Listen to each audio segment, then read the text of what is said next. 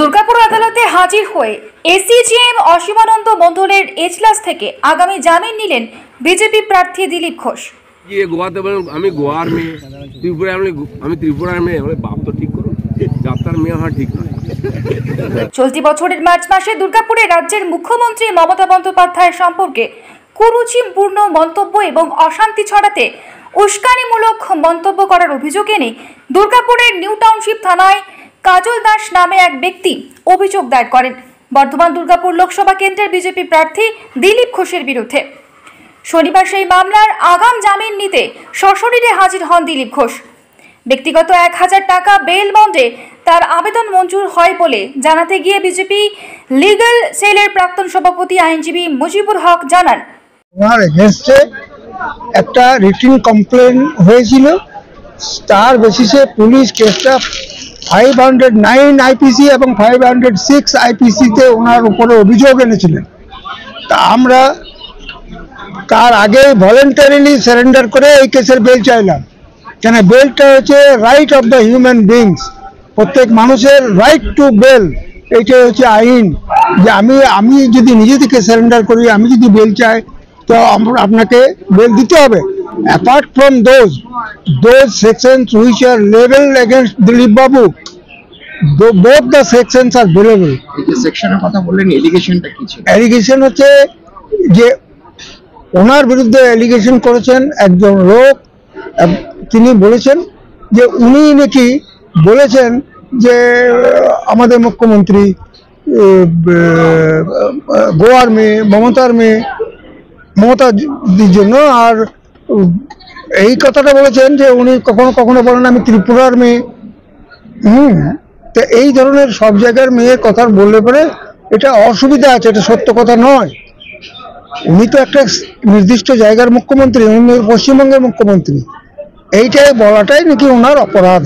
হাকিম 1000 টাকা বেল বন্ডে আমাদেরকে এই কেসে দিলীপ বাবুকে বেল দিয়েছেন, আমরা বন্ড ফার্নিশ করেছি। তাই এদিন দুর্গাপুর আদালতে তার বিরুদ্ধে করা মামলা থেকে জামিন নিয়ে সাংবাদিকদের মুখোমুখি হয়ে বিজেপি প্রার্থী দিলীপ ঘোষ জানান, এটা ইলেকশন কমিশনের নোটিশ এসেছিল, সেই বেল ছিল, একবার এপিআর হতে হয়। তৃণমূলের প্রার্থী কীর্তি আজাদ বলছেন যে মহিলাদের অপমান করার শাস্তি এবার দিলীপ ঘোষ পাচ্ছে আপনাদের। 4 তারিখের পর দেখা যাবে কে শাস্তি পাচ্ছে। যার সঙ্গে তার পার্টির লোক নেই, সে ডায়লগ দিলে কে শুনবে। দুর্গাপুর মহকুমা আদালত কি নতুন সংযোজন হলো আপনার আবার একটা মামলা? না, আমি যেখানে যাই প্রথম মামলা দিয়ে ওয়েলকাম করে আমাকে, এখানে আসার সঙ্গে মামলা হয়েছে। আসলে আমার নামে মামলা করে অনেকে বিখ্যাত হতে চায়, আমাকে আবার কোর্ট যেতে হয়। পশ্চিমবাংলায় মারামারি হবে না, নির্বাচন হবে, এটা কি করে হয়? গাজন হলে গাজনের বাজনাও বাজে। পশ্চিমবাংলায় নির্বাচন আর বাজনা গন্ডগোল দুটোই এক। নির্বাচন কমিশন কড়াকড়ি করছে, আর আমার মনে হয় যারা গন্ডগোল করতো তারাও বুঝতে পারছে এরপরে অনাথ হয়ে যাবে, নির্বাচনের পরেও থাকতে হবে, হিসাব হবে। অপরদিকে এদিন দিলীপ ঘোষের বিরুদ্ধে মামলা প্রসঙ্গে তৃণমূল কংগ্রেস প্রার্থী কীর্তি আজাদ বলেন,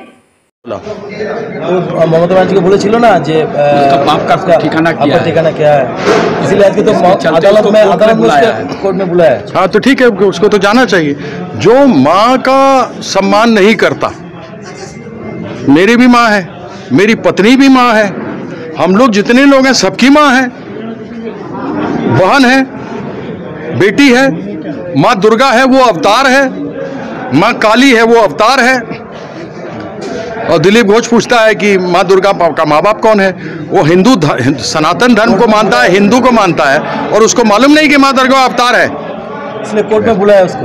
हाँ तो कोर्ट में ही जाने लायक है वो। पागल की ना बोले और छागल की ना खाए। দুর্গাপুর থেকে তন্ময় দাসের report, the e paper digital.